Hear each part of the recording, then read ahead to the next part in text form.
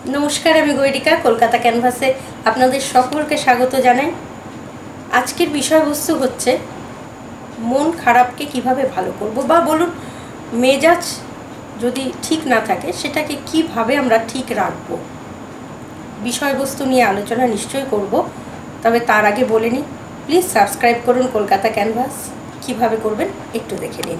Kolkata कैनभासके subscribe करते प्रथमे এই लाल सबस्क्राइब बाटन प्रेस करुन, तारपर देखबेन एकटी बेल चिन्ह आसबे। এই बेल चिन्हटाয় এবার প্রেস করুন। এতে আপনি সবার প্রথম ভিডিওর আপডেট পেয়ে যাবেন। সাবস্ক্রাইব করার জন্য ধন্যবাদ।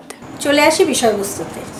আজকের বিষয় বললাম মেজাজ ঠিক রাখবো কিভাবে।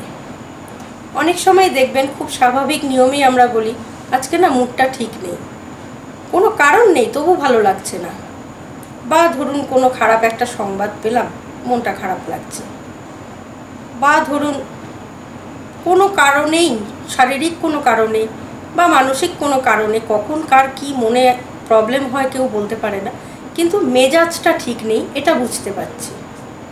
সেই মেজাজটাকে কি করে নিয়ন্ত্রণে আনবো বা কিভাবে ভালো রাখবো সেটাই আজকের বিষয়বস্তু। চলুন দেখি আজকের বিষয়।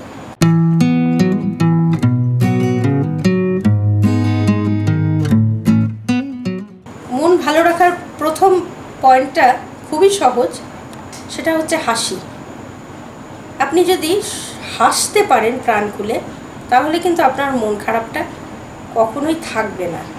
ধরুন আপনার মন খুব খারাপ করছে, ভালো লাগছে না, একা একা চুপচাপ বসে আছেন বা শুয়ে আছেন, তাতে কিন্তু ওই মন খারাপটা আরও বাড়বে, কমার কোনো পথই পাবে না।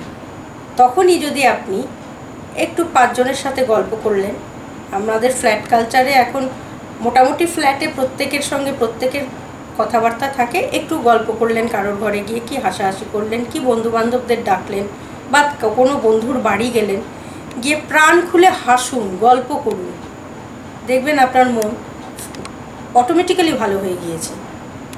কাজেই যত পারুন হাসুন। আমাদের এখন লাফিং ক্লাব হয়েছে, দরকার নেই লাফিং ক্লাবের, আপনি বাড়িতে হাসুন, পাঁচজন লোক নিয়ে হাসুন, দুজন স্বামী স্ত্রী মিলে হাসুন। হাসিটা কিন্তু খুব জরুরি মনকে ভালো রাখার জন্য। একটা জিনিস জানবেন, হাসলে কিন্তু আপনার রক্তচাপ কমে যাবে এবং শরীরে যদি কোলেস্টেরলের মাত্রা বেশি থাকে সেটাও কিন্তু কমে যায় যদি আপনি প্রাণ খুলে হাসতে পারেন। তাই আপনি খুব হাসুন, সকলকে নিয়ে আনন্দে থাকুন। শারীরিক যে ব্যায়াম করি আমরা সেটাও কিন্তু মনকে ঠিক রাখে বা মেজাজকে ঠিক রাখে। কিভাবে? এটায় এই ব্যায়ামের মাধ্যমে এন্ডরফিন হরমোন বলে একটি হরমোন নিঃসৃত হয়, যেটা আমাদের মেজাজকে ভীষণ ফুরফুরে রাখে, আনন্দে রাখে। শুধু তাই নয়, ব্যায়াম করলে দেখবেন আপনার উদ্বেগ, মানসিক যে উদ্বেগ হয় সেটাও কিন্তু অনেকটা কমে যায়। তাই জন্য আপনি যদি সকালবেলা উঠে রোজ একটুখানি অন্তত 10-15 মিনিটও একটু ব্যায়াম করেন তাহলেও কিন্তু আপনার মেজাজটা সারাদিন দেখবেন ঠিক থাকবে। সকাল থেকেই যদি মেজাজ খারাপ থাকে তাহলে আপনি বেরিয়ে পড়ুন সূর্যের আলোয়, খোলা মাঠে যান, সূর্যের দিকে তাকান, কারণ সূর্য রশ্মিটা আমাদের যেমন ভিটামিন ডি দেয় শরীরে, তেমনি কিন্তু মানসিক উৎফুল্লতাও বাড়ায়।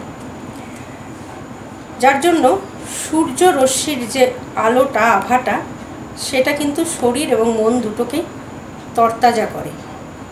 তাই আপনি বেরিয়ে পড়ুন অথবা ঘরের জানলাটা খুলে দিন, আলো বাতাস আসুক, দেখবেন মনটা অনেকটা ওই যে একটা গুমট ভাব সেটা কিন্তু কেটে যাচ্ছে। কারণ মন কিন্তু পরিবেশের উপর নির্ভর করে পরিবর্তন হয়। কাজে এটা আপনার নিজের হাতেই আছে। আপনি জানলা দরজা খুলে একটু আলো বাতাস আসতে দিন, কিংবা যদি সামনে কোনো মাঠ থাকে বড় সেখানে বেরিয়ে পড়ুন, কিছুক্ষণ বসুন, দেখুন, ঘুরুন, ঠিক হয়ে যাবে আপনার মন। এবার যে পয়েন্টটা বলবো সেটা আমরা সকলেই জানি, গান। গান শুনলে কিন্তু গান কিন্তু মনের উপর একটা অদ্ভুত ধরনের প্রভাব ফেলে।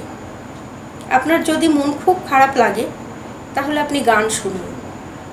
গান শুনলে দেখবেন আপনার মানসিক অস্থিরতার পরিবর্তন কিন্তু ঘটবে। অনেক সময় দেখুন আমাদের ঘুম আসে না, আমরা গান শুনি রাত্রিবেলা। প্রায়ই আমার হাজব্যান্ডকেই দেখেছি রাত্রিবেলা কানে গুজে গান শুনতে শুনতে ঘুমোয়। সারাদিন পরিশ্রমের পর ঘুম হয়তো ঠিক মতো আসতে চায় না, তাই এটা অনেকেরই আছে। তাই বলছি, গানটা কিন্তু মনকে অনেক স্থির করে। যখনই খারাপ লাগবে মন, আপনি গান শুনুন, ভালো লাগবে। মেজাজ ঠিক করার আরেকটা বিষয় খুব ভালো, সেটা হচ্ছে মেজাজ যদি আপনার ভালো না থাকে, মনটা ভালো না লাগে, আপনি পুরনো অ্যালবামগুলো বার করুন। বাড়ির অ্যালবামগুলো বার করে পুরনো দিনের সব ছবিগুলো আস্তে আস্তে দেখতে থাকুন। সেই স্মৃতিগুলো যখন আপনার মনে পড়বে, মনকে নাড়া দেবে, তখন দেখবেন আপনি যে বিষয়টা নিয়ে মেজাজটা আপনার খিচিয়েছিল বা গুমড়েছিল, গুমট হয়েছিল, সেই বিষয়টা কোথায় পালিয়ে চলে গেছে। আপনার ওই পুরনো স্মৃতিগুলো মনে অনেক আনন্দ দিচ্ছে। এই সমস্ত বিষয়গুলোই কিন্তু আমাদের হাতের কাছে আছে, শুধু একটু মনে করিয়ে দেওয়া। আর তার জন্যই কলকাতা ক্যানভাস, আর সেই জন্যই কলকাতা ক্যানভাসে সাবস্ক্রাইব করতে হবে। প্লিজ সাবস্ক্রাইব করুন কলকাতা ক্যানভাস।